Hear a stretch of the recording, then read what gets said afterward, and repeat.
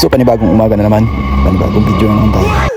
Dahil mainit nga yung panahon ngayong araw, ay naisipan ko na namang itali na naman yung kambing namin dito sa tabing bukid lang, dito sa aming barangay.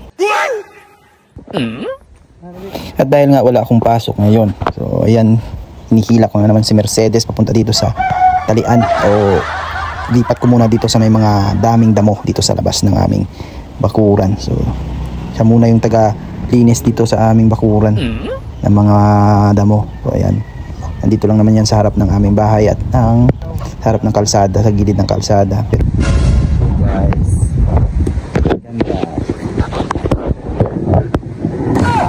So, pagkatapos nga niya ng pagtali ko ay lalabas ko na rin si Bornok, yung isang kambing natin na barako.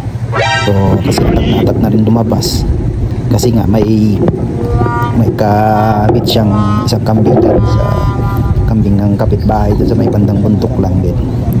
At ayan, so tinatali muna natin si Mercedes. At ayan si Bornok, so nalabas na natin. Ayan, tinali ko na rin dyan at siya yung tagakain ng mga ipil-ipil dyan sa harap ng kalsada.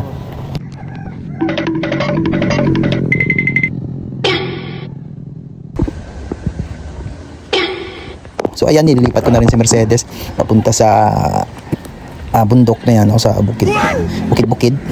So yan lang sa harap ng aming bahay. So, yan, kunting lakad lang.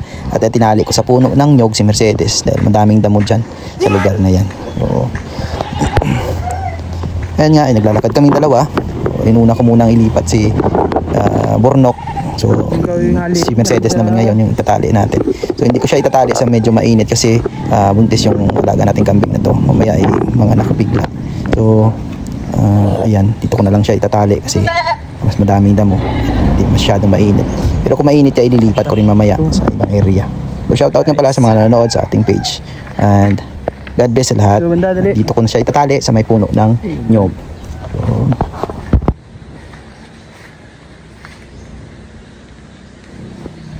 yo.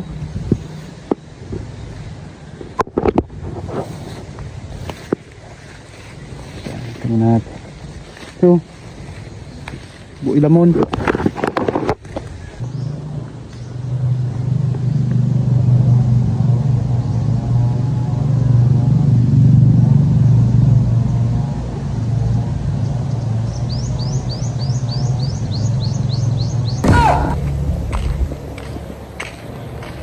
So guys, pauwi na tayo. Galing sa unang kambing. Tali tayo lang sa Barangay Road.